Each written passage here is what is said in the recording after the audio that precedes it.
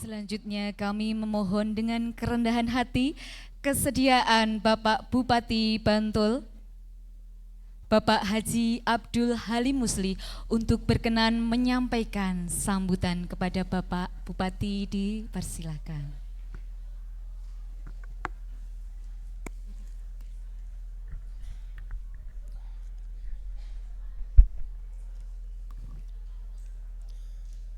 Selamat pagi, shalom, salam sehat bagi kita semua. Yang saya hormati dan kita muliakan Pendeta Junarso Kartika Hadi STH dan Pendeta Juniawan Santoso. Yang saya hormati Ketua Majelis Bapak Sudiono dan Ketua Panitia Ibu Estu Putri Murwani. Yang saya hormati Kepala Satpol PP, staf ahli Bupati Bantul, Panewu Jetis, Kapolsek Jetis dan Ramil Jetis. Yang saya hormati Lurah Kalurahan Canden, Bapak Ibu Dukuh di lingkungan Kalurahan Canden. Dan yang saya hormati, saya banggakan Bapak Ibu dan saudara-saudara Jemaat Gereja Kristen Jawa Canden Jetis Bantul dan hadirin semuanya yang tidak dapat saya sebutkan satu persatu. Pemerintah Kabupaten Bantul menyampaikan apresiasi kepada seluruh jemaat yang hari ini tadi telah melaksanakan ibadah Natal di tahun 2025 di GKJ Canden ini. Atas nama pemerintah Kabupaten Bantul, kami menyampaikan selamat Hari Natal dan selamat menyambut Tahun Baru 2026, teriring harapan semoga seluruh umat Jemaat GKJ Canden dan seluruh umat Kristiani di Kabupaten Bantul dan dimanapun berada diberikan kesehatan, keselamatan, kesejahteraan dan kebahagiaan.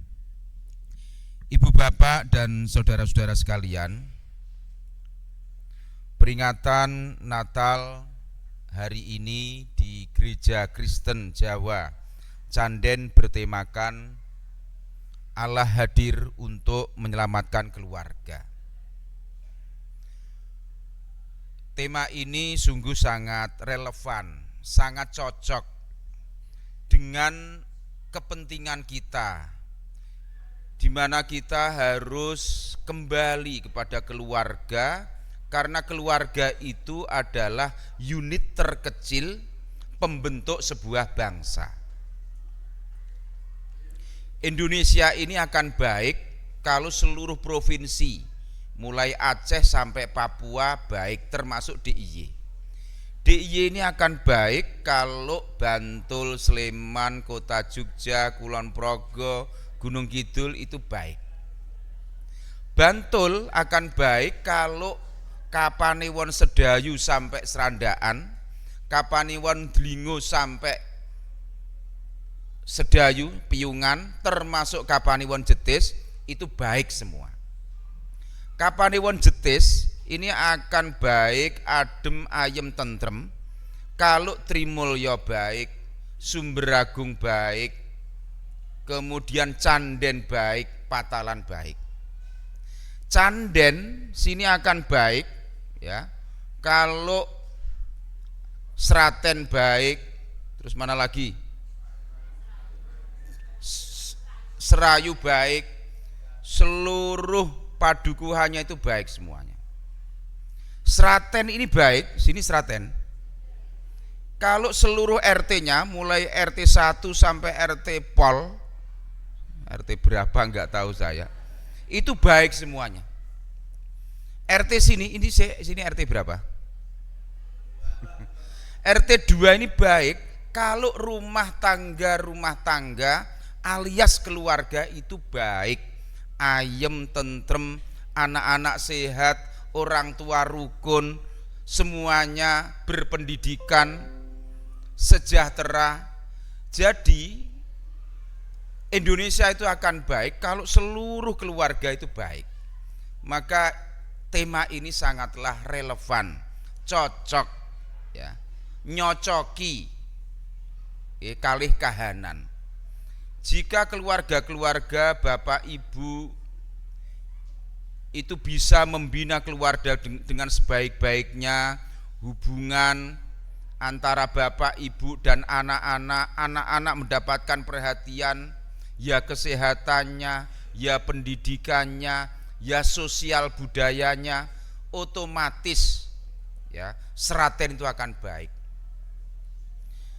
Demikian juga pedukuhan-pedukuhan yang lain, kok baik seperti Seraten, Canden akan baik. Kalau Canden, Sumberagung dan kalurahan yang lain itu baik, otomatis Jetis baik. Jetis dan seluruh Kapanewon ini keluarganya baik semuanya, maka ya otomatis Bantul ini baik, maju, kuat, sejahtera. Ya, seperti visinya pemerintah Kabupaten Bantul, bagaimana kita itu bisa bersama-sama mendorong eyeng-eyengan, sengkuyung-sengkuyungan untuk mewujudkan Bantul yang maju. Ya, ilmu pengetahuan, teknologinya digunakan, maju, kuat. Kuat itu artinya tangguh, masyarakatnya rukun. Walaupun terjadi perbedaan agama, mungkin perbedaan adat istiadat antara desa satu dengan yang lain, tapi karena Bantul itu kuat, maka kerukunan, keguyupan, persatuan itu bisa kita wujudkan. Yo maju, yo kuat, sejahtera, semuanya itu dibingkai dalam bingkai keberagamaan. Karena warga Bantul adalah warga yang berpancasila atau warga yang berketuhanan atau beragama. Dalam bingkai keagamaan dan budaya istimewa. Maka antara agama dan budaya ini harus bisa berjalan seiring sejalan. Inilah cita-cita kita bersama, dan saya mengajak umat Kristiani dan umat-umat beragama yang lain untuk bisa saling menguatkan, untuk bisa bersinergi, agar bisa saling gotong royong untuk mewujudkan Bantul yang damai, yang adem ayem, sejahtera, ya, sehingga kita tidak terhambat oleh hambatan-hambatan yang mestinya bisa kita hindari bersama. Ibu bapak dan saudara-saudara sekalian, hari ini keluarga sedang menjadi perhatian pemerintah. Kita tidak bisa memungkiri masih ada anak-anak kita misalnya yang terlibat tawuran. Masih ada beberapa anak Bantul yang melakukan pernikahan di usia dini. Pernikahan dini. Masih ada sebagian anak Bantul yang terlibat narkoba. Nah, maka kita harus kembali menguatkan keluarga-keluarga kita. Mari keluarga-keluarga Bantul, keluarga-keluarga Kristiani kembali memperhatikan anak-anak. Ya, baru saja kemarin ada Hari Ibu. Sebelumnya juga ada gerakan ayah mengambil rapor. Niki sami mendet rapore putrane mboten nggih. Ya. Nggih kala-kala Pak, kala-kala. Nggih, bahkan setelah saya lihat, saya uji petik itu saya tanya sebagian ayah itu, saya tanya putrane kelas pinten Pak? Bingung, kelas pinten nggih anak kula. Itu banyak sekali para ayah itu yang enggak tahu kelas berapa anaknya itu bersekolah. Itulah yang melatar belakangi kenapa pemerintah bikin gerakan ayah mengambil rapor. Nah, Itu maksudnya seperti itu. Ya, jadi para ayah yang masih punya ayah ini supaya lebih optimal. Nah, ternyata sebagian besar mereka ketika antri ngambil rapot itu ternyata ya deg-degan juga. Iki anakku bijine piye ya iki. Nah, jadi sing deg-degan itu ora ming mbokne ibune tok, tapi ben bapakne ngrasake deg-degan dan supaya dia itu pernah lihat angka-angka itu. Wong ora tau weruh angka rapot itu. Nah, maka keluarga sekali lagi penting. Kenapa anak-anak kita, anak-anak Indonesia, anak-anak Bantul ini adalah generasi emas Indonesia yang kita gadang-gadang akan melanjutkan perjuangan bangsa. Jangan sampai anak-anak Indonesia itu kalah bersaing, kalah berkompetisi dengan anak-anak Singapura, anak-anak Malaysia, anak-anak Vietnam, Amerika, Eropa, Arab, Afrika. Karena dunia itu semakin penuh dengan kompetisi, penuh dengan persaingan antar bangsa. Lah kalau anak-anak kita ini enggak mau belajar, gawene teler apalagi terlibat narkoba, nanti masa depan Indonesia itu dengan sendirinya akan mengkhawatirkan. Maka saya sangat sangat mengapresiasi dan terima kasih bahwa tema Natal Allah hadir untuk menyelamatkan keluarga ini sangatlah relevan dengan keinginan, harapan, cita-cita pemerintah. Ibu bapak dan saudara-saudara sekalian, hari ini pula kita bangsa Indonesia menyaksikan saudara-saudara kita yang ada di Sumatera tengah menghadapi musibah yang tidak ringan, musibah yang memerlukan upaya besar-besaran untuk bisa mengentaskan masyarakat di sana dari musibah banjir longsor yang luar biasa, terutama di Aceh, Sumatera Utara dan Sumatera Barat. Maka kemarin kita serukan, ayo kita bikin donasi. ASN juga baru saja ngirim hampir 0,5 miliar untuk diperbantukan, dan masih banyak saudara-saudara kita yang memiliki empati. Karena dulu waktu kita terkena bencana gempa bumi tahun 2006, ya tahun 2006 bulan Juli ya, itu Mei, banyak sekali saudara-saudara kita di luar sana yang memberikan dukungan, memberikan bantuannya kepada kita. Maka empati dan simpati, kepedulian ini harus terus kita hidupkan. Mengapa? Tidak semua masalah itu bisa diselesaikan oleh pemerintah. Masyarakat, rakyat ini juga harus memiliki budaya gotong royong, budaya tolong menolong, karena tidak semua masalah urusan bisa diselesaikan oleh pemerintah. Contoh, iki ming contoh, muga-muga ora kedadian. Ya, tetangga jenengan rumahnya kebakaran. Iki ming contoh lho, ora ndongake. Lho, jenengan dan tetangga-tetangga yang lain ya ada. Kok semuanya hanya diam dan wis iki ben diatasi damkar. Padahal damkarnya markasnya jauh. Wis iki rak urusane pemerintah memadamkan api kebakaran ini. Ini contoh betapa pentingnya gotong royong berkontribusi itu, dan ini menunjukkan bahwa pemerintah itu tidak mungkin bisa menyelesaikan masalah semuanya. Kalau semua warga cara berpikirnya seperti itu, maka tonggone jenengan iku wis omah entek ngenteni mobil damkar kuwi wae ora iso mlebu gang. Harus narik itu, lari-lari, narik selang yang besar yang berat itu.